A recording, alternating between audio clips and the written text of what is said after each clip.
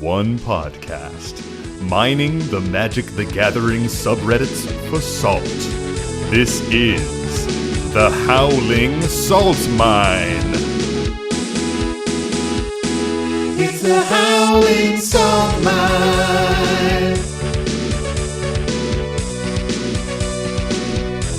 The Howling Salt Mine.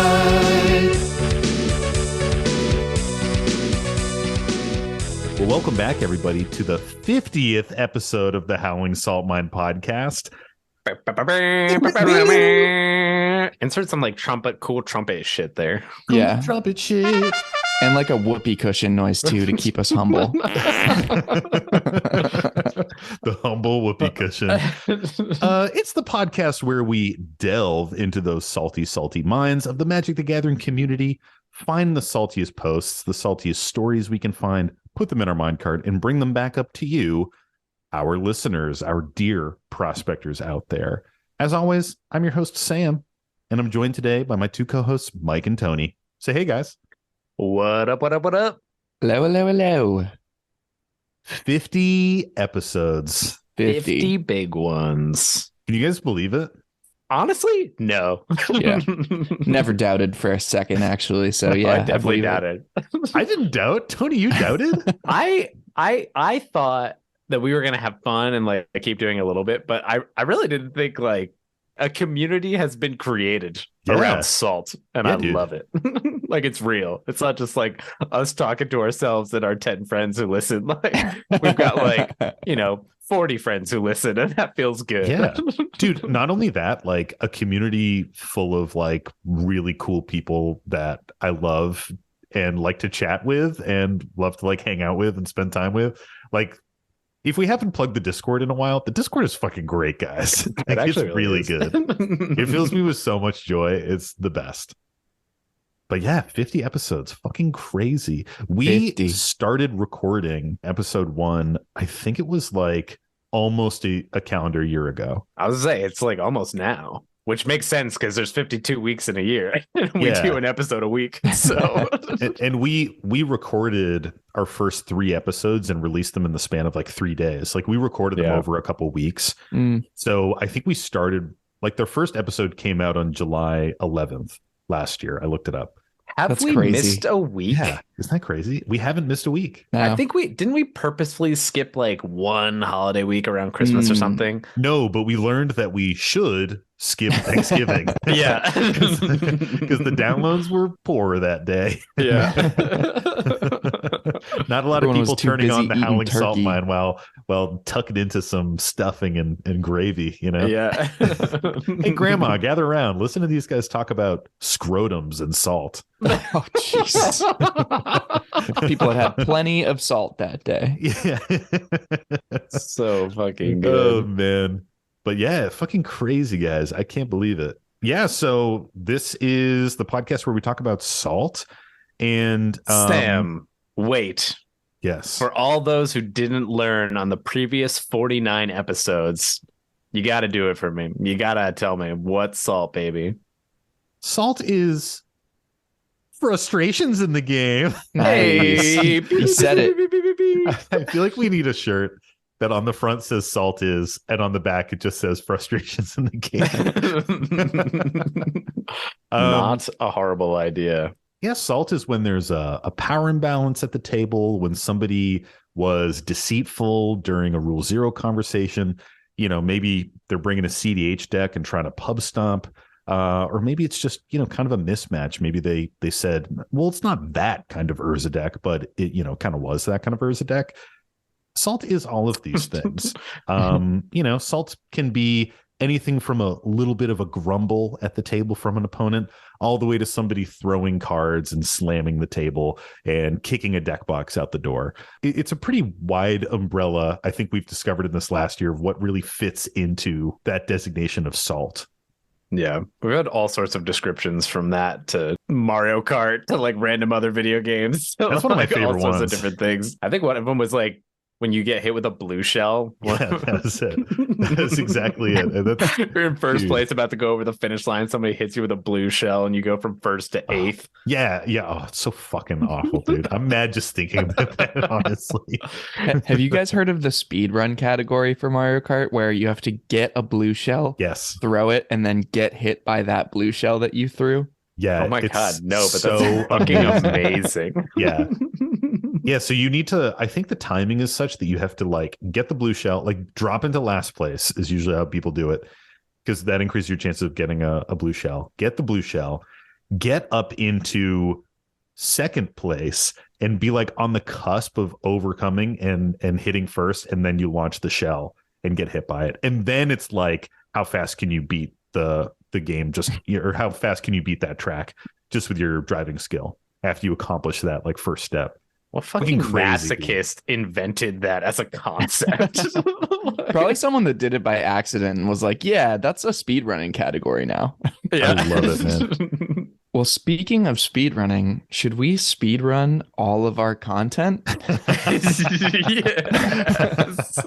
Let's do a speed run of this episode. It's an any percent. I think we'll allow glitches. And yeah. Category Oh, is.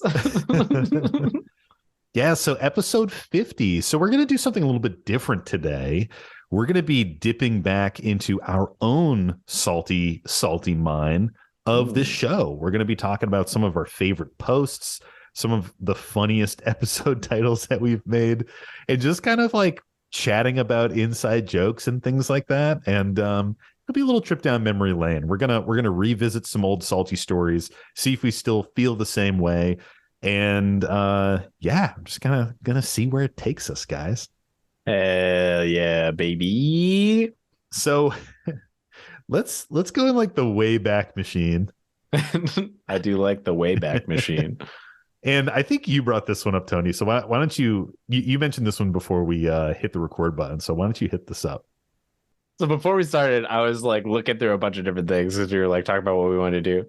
And recently, we definitely have been talking about speech plays a bunch. Like in our pod, like we had an episode where we talked about speech plays a bit, and like we claim that I make a bunch of speech plays. It's a lie. It's a total lie. Don't listen to him. Conniving bastard. And so I was very pleasantly surprised when I was like looking around at the episode titles, which are amazing. I feel like that alone, like just episode titles are great. I don't know how many people like are into them, but I am. So let it be known. Yeah, our episode title scheme is like we It's like try hilarious. to pick three things and relate one to each of the three stories that we talk about, but generally it ends up being like two things related to the actual stories and then one just like funny thing that is a joke for only us. But it's also morphed over time, you know, like it used to be like only about the episodes, and then it got it like one of them's like bacon is in the title. we talk about bacon for like 15 yeah, that's episode minutes. 18. We talk about bacon a lot in And episode I'm 18. so into it. So hit us with this one, Tony. What's the But title? yeah, so this is from HSM 12, 3-on-1, speech plays, and net decking. And I just like actually laughed out loud when I saw it because I was like, oh, I must know what that speech plays post was because I don't remember it at all. I'm just curious. I can read that post. Hell yeah, Let's baby. do it. Fucking lay it on me. This one came to us from user LockOn007. Fucking great game. Fucking great game and great name. Great game. Actually, 007 is a great game. So I misspoke, but it is correct. Like GoldenEye, you're talking? Yeah, dude. You know. And the post title was Why the Hesitancy for Bluffing and Mind Games? And the post goes, Hey, friends, wanted to chat and pick the brains of the folks around here. I've noted a noticeable disdain or lack of usage for bluffing and politicking in my EDH circle, both online and in person. This doesn't seem to track with me. As a multiplayer format, the ability to politic and use speech to influence outcomes is such an amazing idea to me, and probably one of the defining features of the format. So why the resilience for it? It's an advantage that literally costs nothing. It's absolutely free and has no downside whatsoever. The worst they can do is say no. In which case, you weren't any worse off than you already were. Some of my favorite speech plays: bluffing a removal when someone swings at you, bluffing a counterspell, informing the table that you can remove something on someone's board during another player's turn. This is a favorite of mine because it opens up so many cool lines of play. Highlighting a threat and asking if it prevents XYZ interaction. Negotiating for a 1v1 if someone is about to eliminate you, i.e. ask for grace in exchange for focusing down a third player. All of these have like a 15% success rate depending on your charisma level, but at no cost. I definitely remember this now to a degree. Yeah. And I know like the gist of what we said before, but I think what we missed is that my charisma level is just 99 apparently. So God. like y'all are just fucking scrubs and you don't know how to like do 99 out of 10,000 or something. If we're going with like Pathfinder rules, though, your deception skill is really high, but your diplomacy skill is rock bottom. Oh, yes. 100%. 100%. It's just funny how this is like turned from like definitely a post that we talked about that I didn't remember at all to like something that we meme about this all the time when we're playing now. Like literally every game. This is now our way of calling someone out for trying to like do something political. We're like, uh-oh, he's making a speech play. Yeah, like, that's a speech play. There's something about the term speech play that just like feels good. Brings so much joy to me. Like it's kind of like silly, but it is an accurate way of like describing what you're doing. It cuts to this real thing. Yeah, where you're making a play with your speech, you know? It's just such a like the phrasing of it is just so funny to me. Where I'd say weekly during our games, we say speech play like all the time. If someone's trying to get too political and it's like not going over well, we're like speech play. Like, it's so funny, man. One of my favorites is when we use it like derisively. Like someone does something and then gets completely hosed by trying to say something and everyone is like, aha, a speech play. Like they really tried to pull that one off, but it did not work out for them. Well, it's kind of become this way of like just with a single phrase pointing out that you're basically saying, I think the other person is trying to manipulate you with some bullshit right now. Just by saying Tony's making a speech play, or like that's a speech play. That's a speech play. Yeah. You know? Well, that's one of my favorite recent moments. I think that like happened. I think you said it about me. I said it about somebody said it about somebody, and then immediately somebody else was like, "But that was a speech play." And then it's just like, I feel like it's also in like such a nice way, like cut a lot of the salt. I feel like again, it's kind of weird, but we've somehow gotten a little bit saltier as of late. So yeah, we've been I feel really like this salty is like lately. an easy. As soon as somebody says that, we all just start laughing. You know, like it's like such a pleasant thing. How do you guys feel about this stuff now? I mean, I like some of these speech plays that Lock On 007 mentions. Bluffing removal when someone swings at you, bluffing a counterspell. I feel like those are pretty tried and true. Informing the table that you can remove something on someone else's board, like saying, hey, I can get rid of that on my next turn if it comes back to me. Like, I feel like that's like a pretty classic move. And then highlighting a threat and like pointing out something that's problematic on the board, it being like, hey, Tony, doesn't that stacks piece really fuck up your deck right now? Like, I feel like that is a classic deflection. Yeah. We do use these a lot. Totally. I think the part about this that we objected to, or I hope we objected to in the moment, was that there's like no cost to it. Yeah. There's so much a cost. And what we were just talking about really calls it out. Like if someone points out what you're doing, you've immediately had an extreme negative impact on whatever you've tried to go. So if you have like a 15% success rate, you got to look at what's happening that other 85% of the time. It's not just like you hadn't said anything. It's like people suddenly have a lot of information on what you're trying to accomplish in the game. I do like all these plays, but doing them not carefully is actually worse than not doing them in a lot of cases, I think. Well, it's the social credit, right? Like that's what we've talked about. I don't know if it was back in episode 12, but we've definitely talked about it previously. You have this social credit in a game that relies on social interaction to play in a 4-player game. And if you are politicking constantly and you're saying like, oh, I got a counterspell, and you do that too much, people are going to be like, no, you fucking don't. And they're just going to play, you know? If every single time Tony's board is getting really big and he's like, Sam's got Alesha and a 1/1, We're gonna see through that bullshit eventually. Hashtag still salty. I think this happened earlier this week. Now when Tony like protested about something, he was like, "Whoa, you're coming at me." I was just like, okay, you can stop with that. And he was like, okay, I will. Like, I just called you out so deadpan. I was like, okay, like we hear you, but actually, I think this is the right move. And you're like, yeah, okay.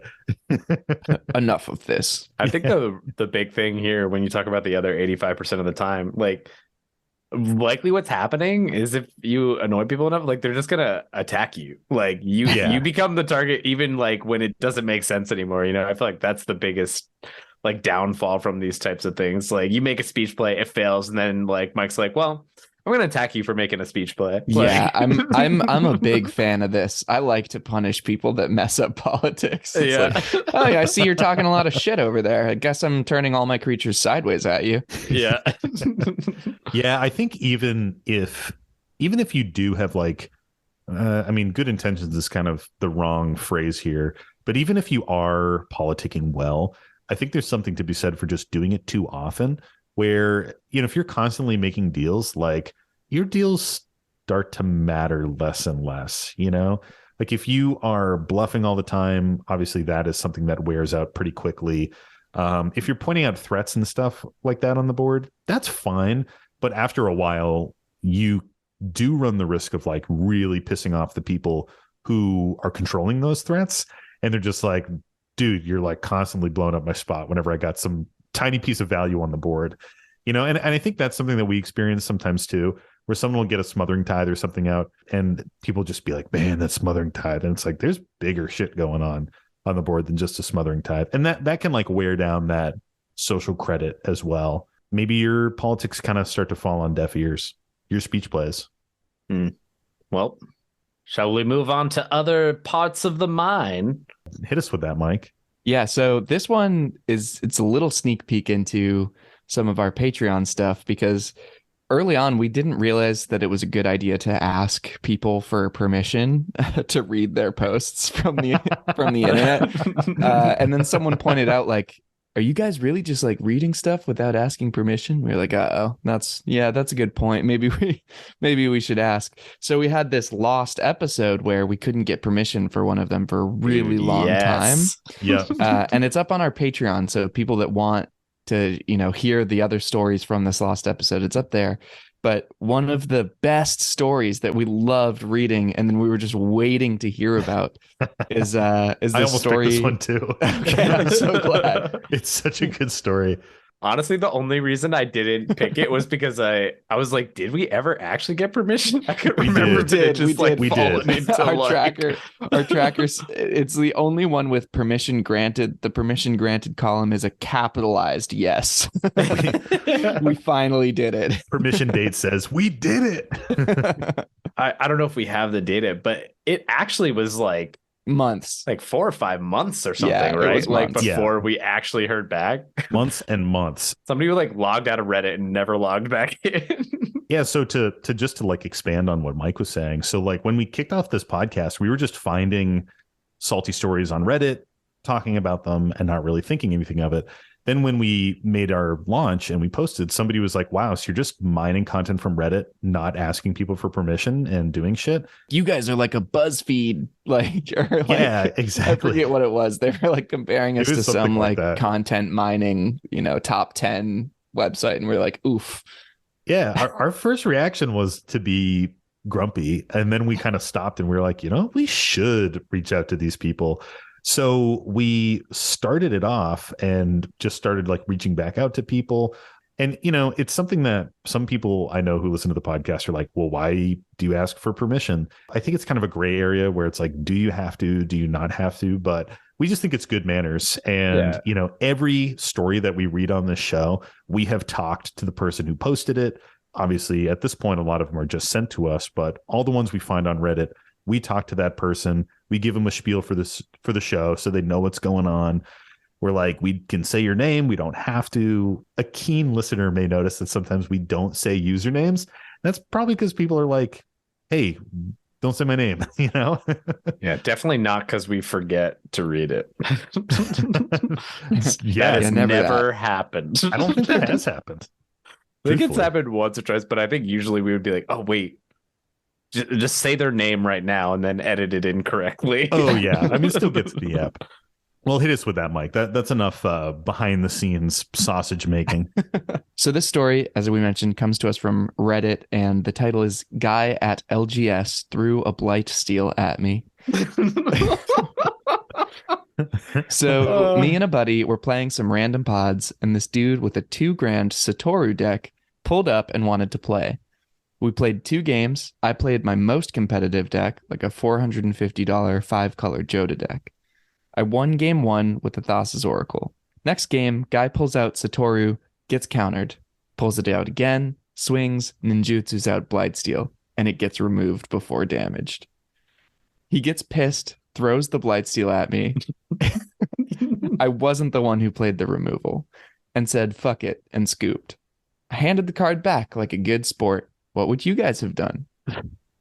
It's literally like I cannot imagine the rage you must feel to throw like $100 card at somebody. Whipping a blight steel at someone, and not even the guy who played the removal. Like, Yeah, not even just the blindly removal. throwing a blight steel. I love this one too, especially kind of in hindsight, because this is like one of the first perfect examples that we have of something that, as Nick would say, it kind of checks all the boxes. It's like your grade A classic salt of like you're in an LGS, you're playing with some random people, there's a power level mismatch, and someone gets truly upset because of like, some game action. And in this case, it results in just the most extreme thing of a physical expression of that rage throwing this card. Oh, it's so good. It's also like this was one of the first posts I'm pretty sure that we had like found. Like this was like very early day finds. Oh yeah. And to the point that we're like, oh, like this exists on the internet. Like we must do this podcast because people get this fucking rage filled when they play. And it's just like such a perfect example of, everybody needs a little salt in their life. And this is what I needed. This post, just to date it, this post came out in June of 2022. So this was posted like before we even were starting the podcast, like really, really early shit. Actually, here's another even deeper peek behind the screen. This story was originally part of episode 4. And for some reason, we got permission from all the other posters. We could not track this guy down. And eventually got in contact, and he was super nice and let us use the post.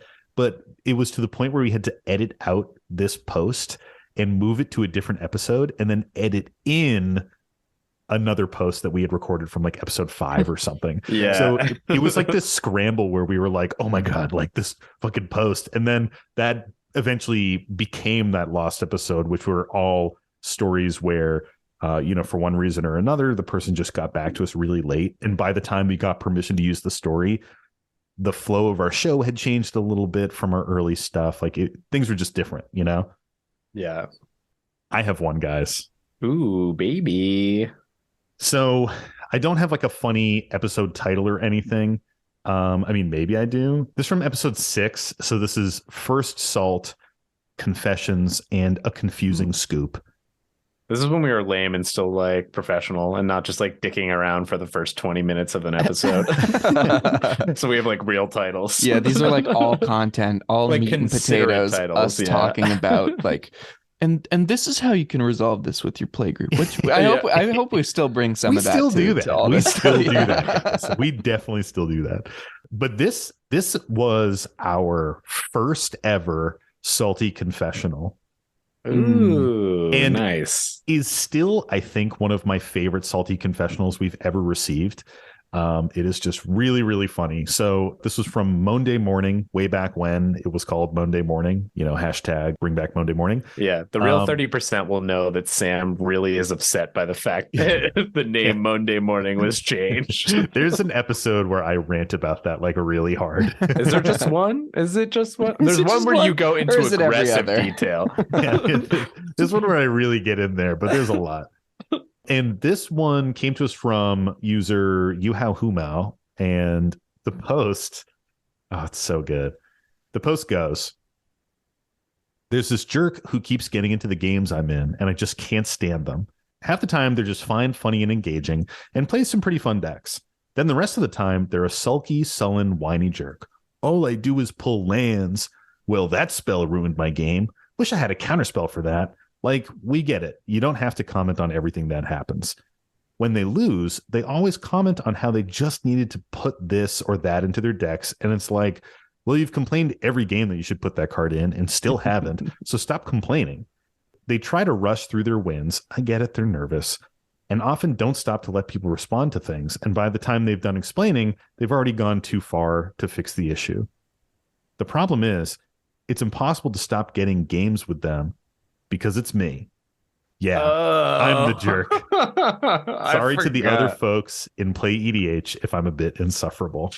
Oh, that's so good. I definitely forgot that was what happened. That it was the person. It's so good. This like started, that's a true confessional. Yeah, really, this like started our love of salty confessionals, and I think it is the perfectly written salty confessional. It's still my favorite one. Like, we didn't even call it that yet. We right? We didn't even have the term. We like coined it in that episode. I think that's the episode where we're like, this is what this is. Yeah, I think I reference eating salty communion wafers in this one.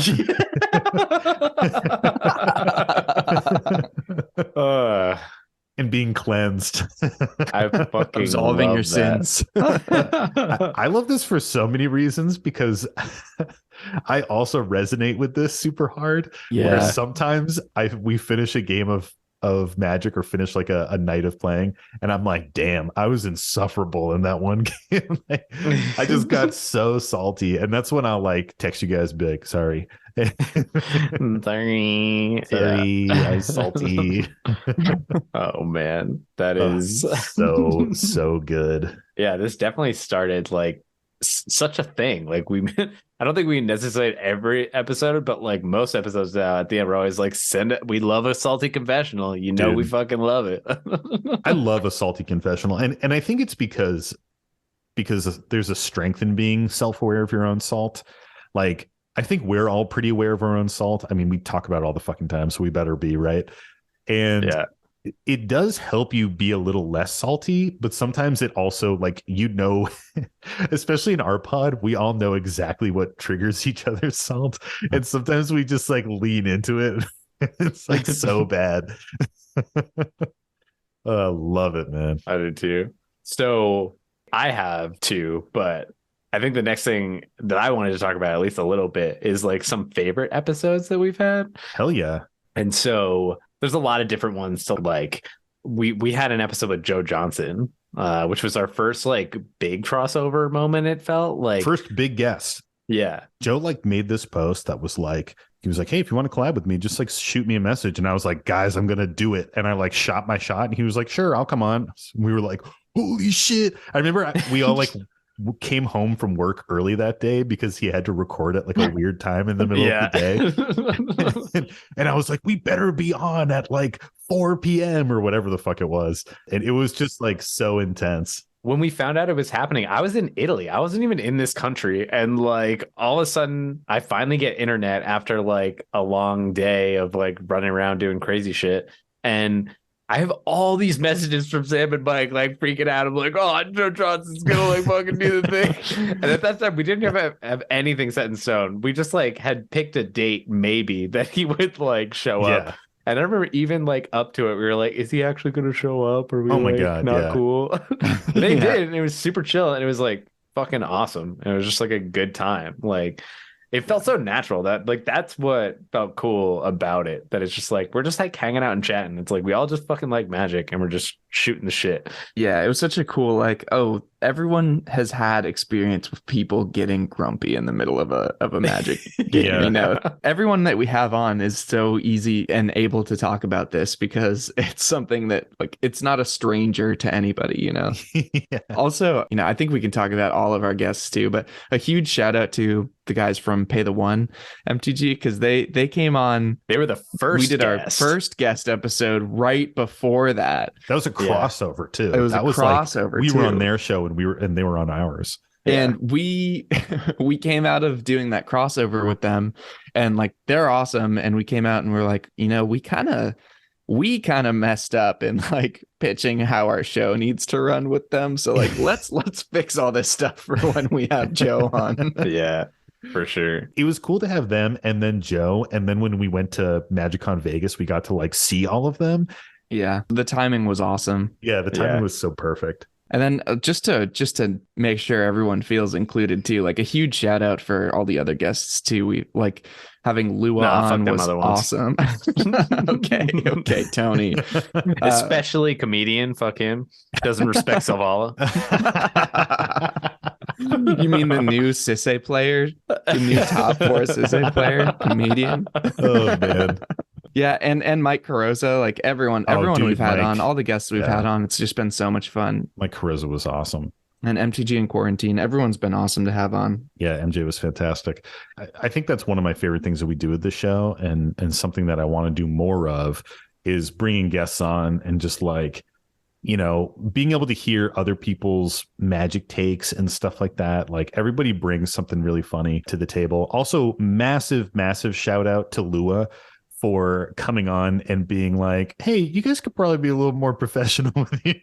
Like, she was the one who at the beginning was like teasing us for not having show notes, and then at the end was like, you don't have like a post episode, this is our sponsors and shit like this.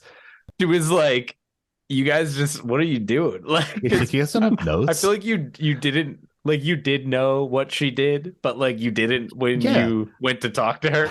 I like, listened you're to from like stuff on I like the internet. listened to her other podcast, Camp Cryptid, and like listened to it actively and like fucking blanked when she came on. And I was like, "You're from because I was fucking nervous." That was one of my favorite moments. But then like, at the end of that it, episode, she was just like, "Find them on Spotify, find them on this, find them on that," and we were like, Yeah. "Oh yeah, Like, we should whoa. probably say that." What a professional. So big ups to Lua for making us a little professional. Yeah, I mean, we really do enjoy having guests on too. So if anyone's ever like, you know, hanging out in someone's Twitch stream or something, or like on a YouTube video and you see someone get super cranky, try and at those creators, be like, hey, you should go tell Howling Salt Mine about this, because we love collaborating with people. Hell yeah. Yes, please. That is such a good call, Mike. I would love that.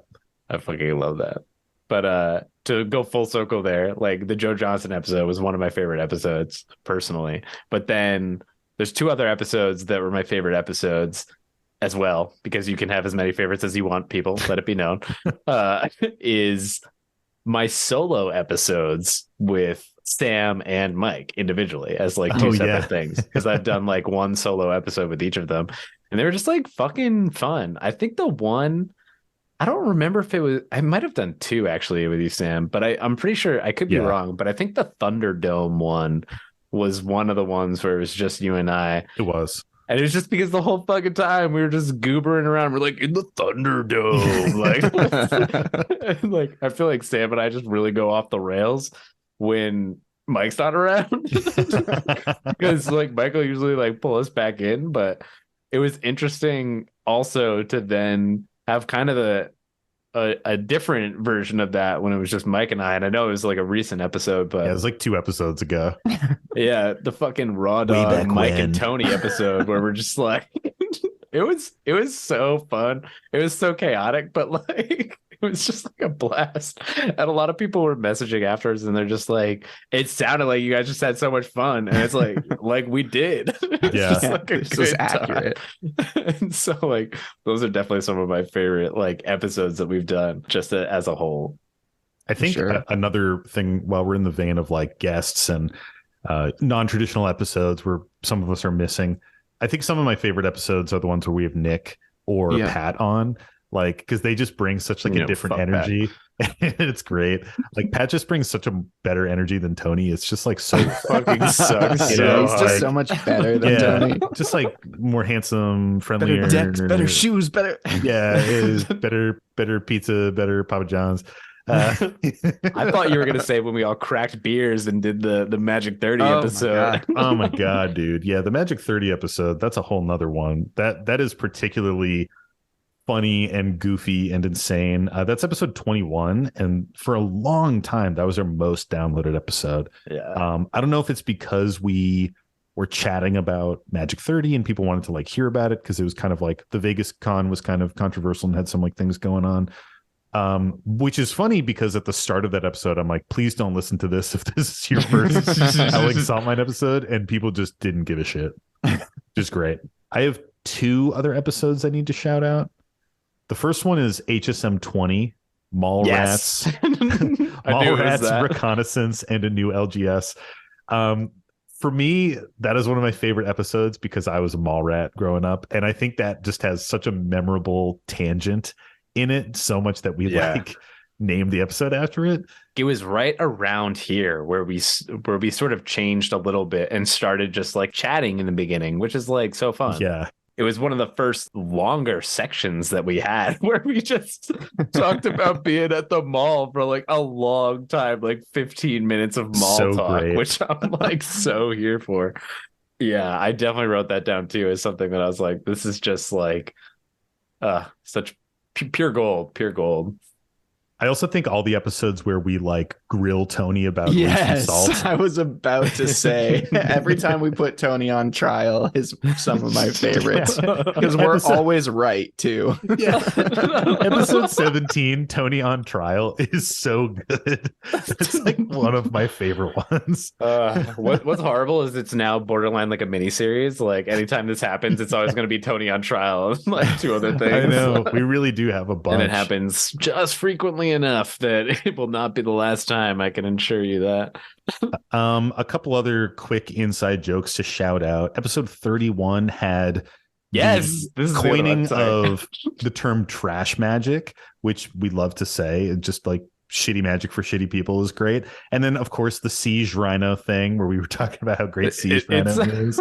Busted hard. I haven't built the deck yet, but I'm built. No, you'll never There's build like it. I You'll got never lists in the build it. back of my mind that had Yeah, it where you- I'm just like, You won't do that.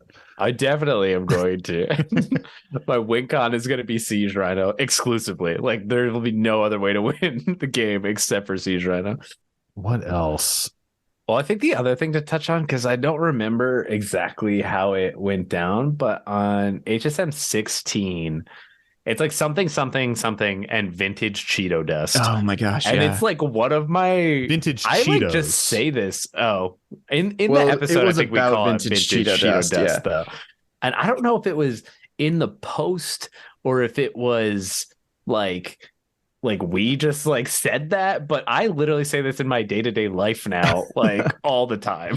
The post was about touching other people's cards, and we were just like railing on all Oh. the problems that could happen with touching other people's cards. Yeah. We were like, I don't want your Cheeto, I don't want your vintage Cheeto dust getting all smeared onto my cards. Let's read it real quick. Let's hear it. So the post title is "My opponent doesn't want me to touch the cards I stole from him." Oh my god, I remember this one is so fucking buck wild.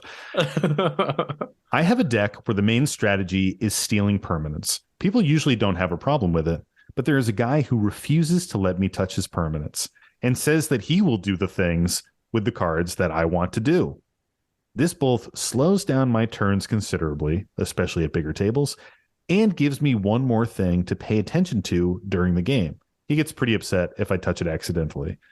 I just wanted to ask this sub, is this reasonable? Sorry if my question is stupid. I'm pretty new to the game. Ugh. Insane. Yeah. Like, Because I think Mike said it at the time, but when you're playing a game, you need to let your opponents play with the game pieces. Like, I get it. You got a guy who's cradle sleeved up. You don't want your opponent to touch it. That's fine. But come to the table with a solution in hand.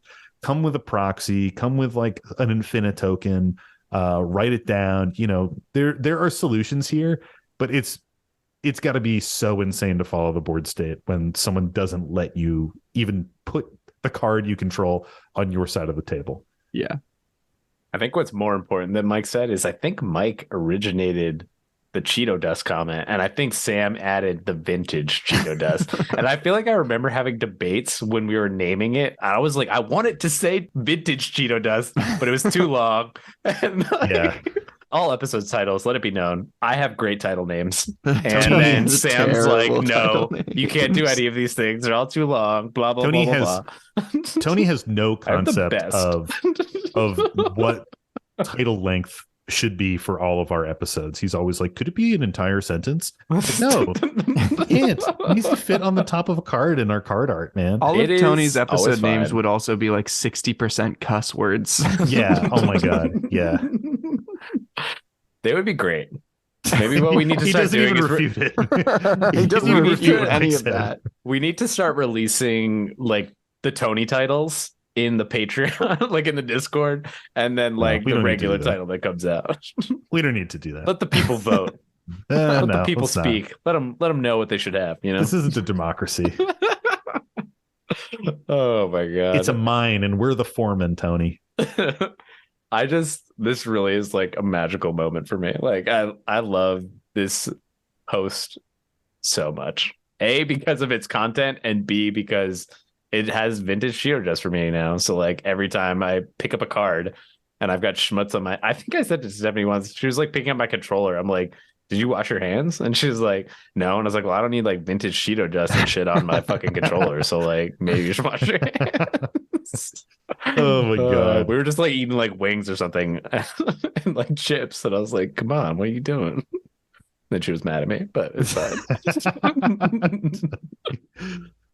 Well, guys, that was a lovely trip down memory lane. I'm just going to say it. If people enjoy this kind of like looser format, like obviously this is very structured, but this is how a lot of our extra salt episodes are on our Patreon. We generally keep it a little bit more raw, a little bit looser.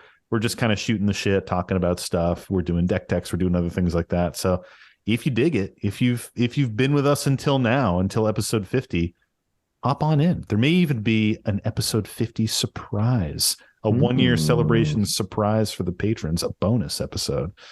Hot. So to stay tuned for that. Is it the 50th time? Ooh. I think this is like considering the Lost episode. And we definitely shut the fuck up. Is it the 50th time? I think it is. I think it is the 50th time. I don't think there's any other things in the background to consider. I just think this is the 50th time. We definitely recorded an episode that was just so bad we didn't release it. It was so sleepy. We recorded an episode on a Saturday morning at like 9 a.m. We were like, well, we can't fit it in any other time. I guess we have to do this morning episode. And we were all just so like, bad. Well, do you guys think this is kind of salty? Yeah. Okay. Yeah. That the Lost episode has seen the light of day on the Patreon. That episode will never see the light of day. Even though I do have the recording somewhere. But we reread some of the posts though, I think. We did. Anyway. I think we did. But anyway, it's the fucking 50th time of the week. Yeah, it is that time of the week, Tony. It's the time of the week where we ask, Mike, what's the salty card of the week? The salty card of the week this week. Yes.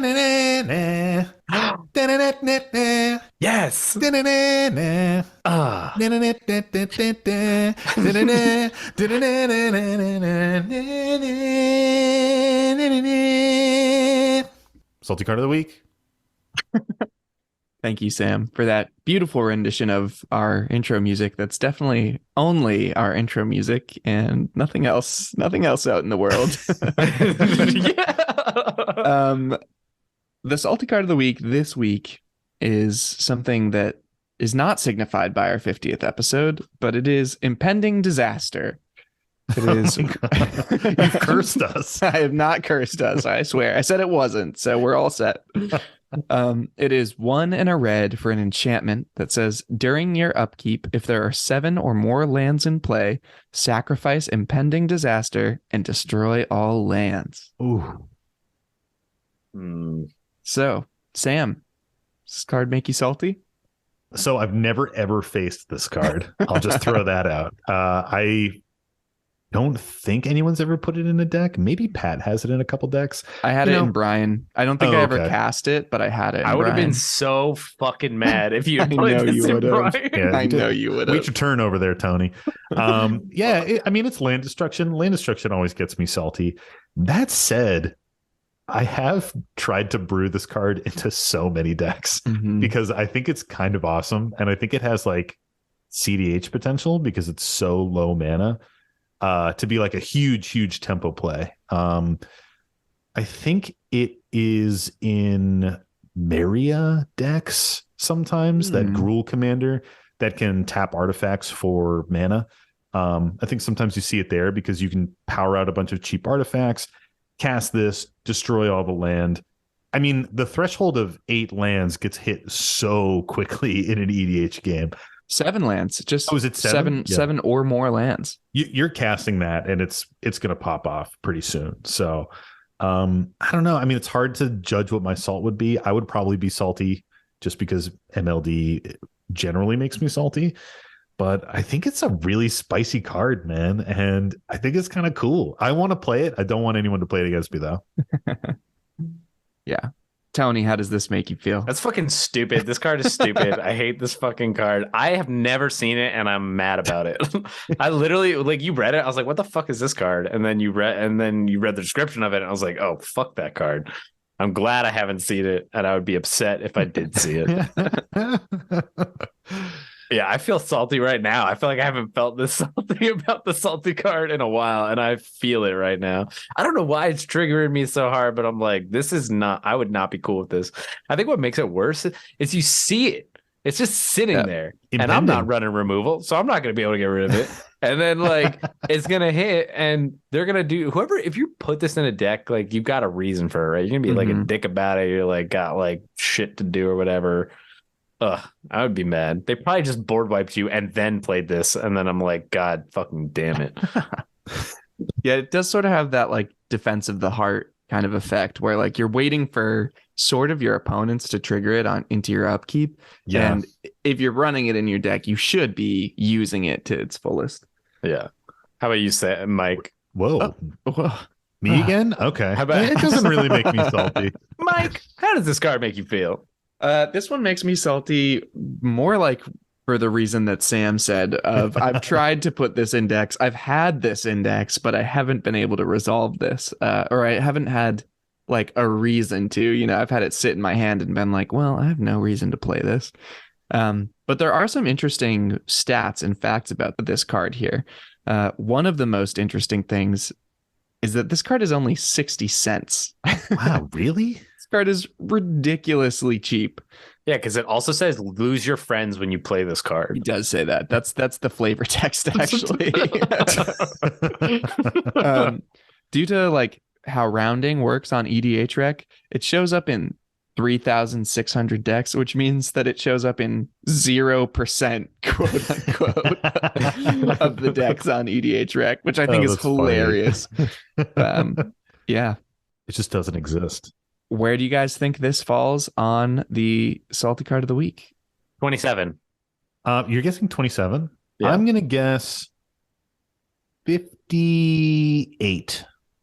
This is 56. What the fuck? Baby, Tony, you were a piece of shit. I just don't know how to read these people anymore. I feel like I have to stop trying to think what the people who filled Tony, this out are going to do. I am and a just man of go the with my soul. people. I'm a man of the people. You are up there on your high horse. You're so out of touch with reality, dude. Oh my God, shut the fuck up. Yeah.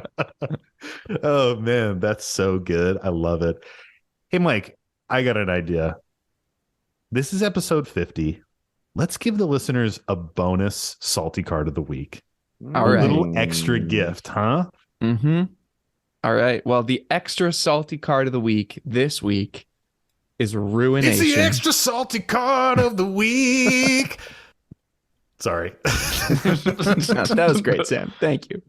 B- at a minimum. For anyone that couldn't hear over the beautiful music of the muses that was playing into your ears Wow. there, the extra salty card of the week this week is Ruination.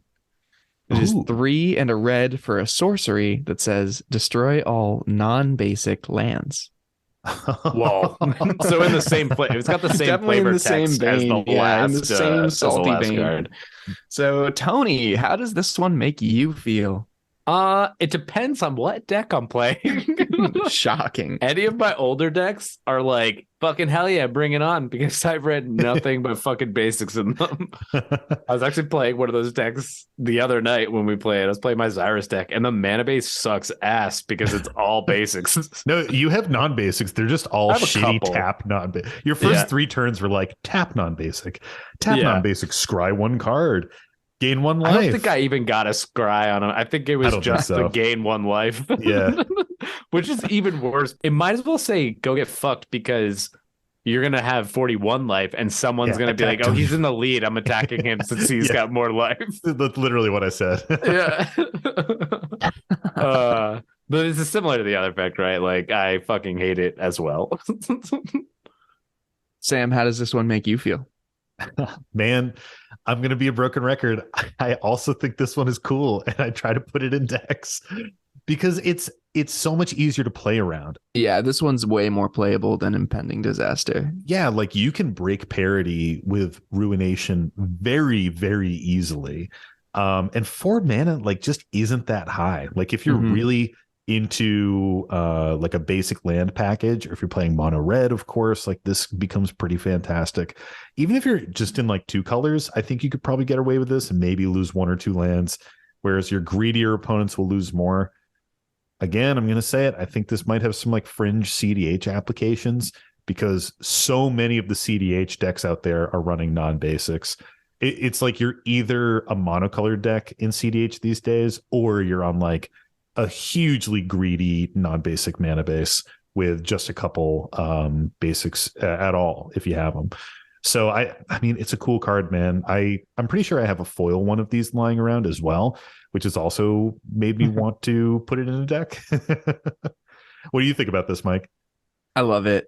I think it's got that broken parity thing that you were saying, Sam, and you guys give me grief all the time for running board wipes, but the way to make a board wipe actually feel less bad is by having it be asymmetrical. Yeah. You know, if you board wipe everyone else, but you're left in a position where you can actually end the game, people are generally a little bit less upset by that, because then the game ends and you can move on to the next one. Yeah, people love Psych Rift. Yeah, that's true. People love Psych Rift. I also love that in casual, what this does is punish people that have put a lot of money into their decks. I always love effects that are imbalanced on like the budget factor. Like the budget deck is like, okay, this is fine, but the super pricey like $600 Wooburg Legends, like that one is suffering under the pain of losing all of its lands. So, or my like $1,000 blinged out Alesha deck that has like all the most expensive non-basics. Right. that isn't a great deck, but just gets hosed by like non-basic hate so hard. Right. But don't play this against me. Definitely don't do that. Yeah. Mike, where does it sit on the list? Yeah, Mike, Well, can we guess where this one sits on the list? No, you can't, because I already told you. I'm gonna guess 50. What's your guess, Sam? You can't say the same thing as me. I'm gonna guess 50. And Tony, you can't say the same thing as me, so you better not. I said mine first, actually. So I think you will find the really recording says something differently. Well, this one is actually 69. No. that would have been the Nice. most hilarious No. thing if you did that to us, actually. No, this one is, in fact, in celebration of our 50th episode, this is Salty Card 50 on the top 100 Salty Cards. Love it. Love it so much. Well, that wraps up our extra salty card of the week. So thanks for playing. And thank you, Mike, for the extra salty card. And thank you to our listeners.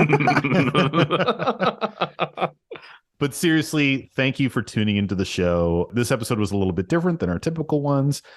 Thank you so much for listening at all. Like Tony said when we kicked this episode off, this is like kind of a crazy thing. Like to make it 50 episodes and to just be like riding a wave that is continually moving up. It's extremely cool. I don't think any of us would have imagined that this was going to happen when we kicked off the show. We definitely had like dreams that this might occur and that we might gain some popularity and get a cool following of just some like awesome people in the community, and to have that happen is just so cool. It's just a humbling experience. It's awesome. I mean, we would just be three unfunny guys reading Reddit posts without our listeners.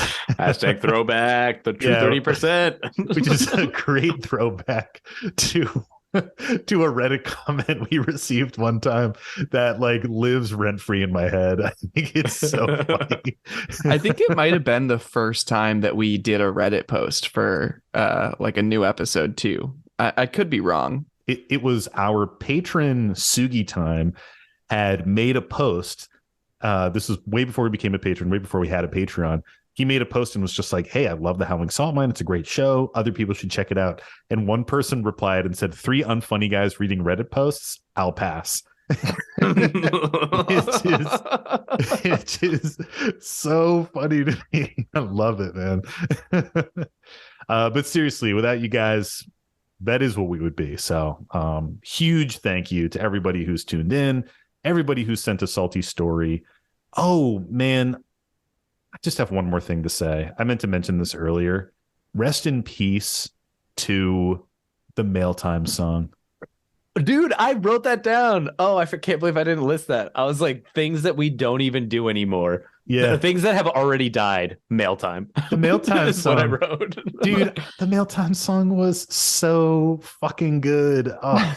but it's just because like we don't do it as a separate segment, It's just like we're just like reading posts all the time, which is nice. So if we had to fucking read the song every goddamn episode, that would like 2 times an episode sometimes, I'd be like, no, fuck that. Like yeah, I mean, I forget when it was, but I think it was at the turn of the new year, but we dissolved Mail Time because we just started getting so many salty stories from our listeners and from our patrons and all the people out there in the community that it was like, we have way more salty stories from the community than we do Reddit posts that we're finding.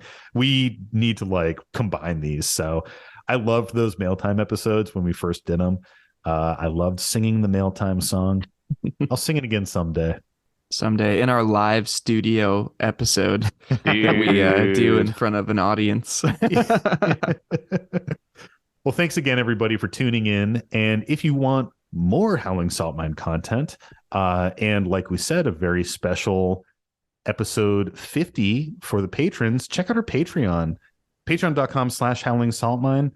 Also, if you have a salty story, a salty confessional, or something like that you want to be on the show in the future, email us at thehowlingsaltmine@gmail.com or DM us on any of our social media, Twitter, Instagram. You can check it all out in the link tree. We've got merchandise. You can rep the Howling Salt Mine brand. You can rep Blue is a Trash Color for Trash People shirt. We have a crop top. We've got sweaters. We have all that great stuff. Check it out at our Bonfire store. The link is in our bio below. If you haven't given us a 5-star review in your favorite podcast app already, that is a huge way to help out the podcast. It makes us more visible.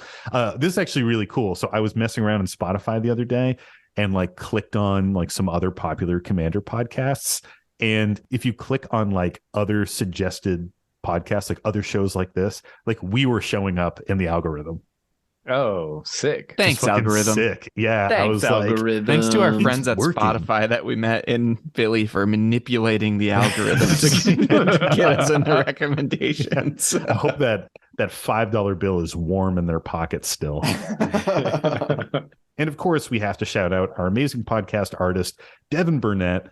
If you're ever in Asheville, North Carolina, hit him up, get a tattoo. He's an amazing guy. Super cool dude, and we are blessed to have his beautiful art on our podcast.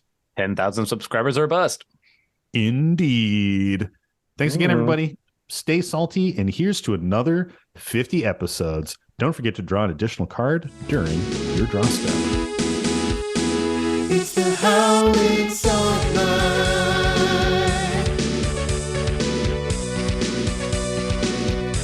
The Howling Salt Mine.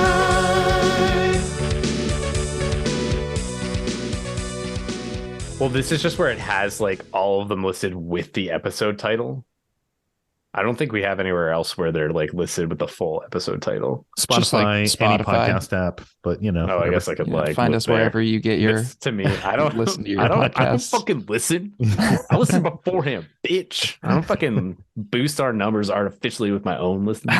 I don't anymore, but I definitely used to. I know.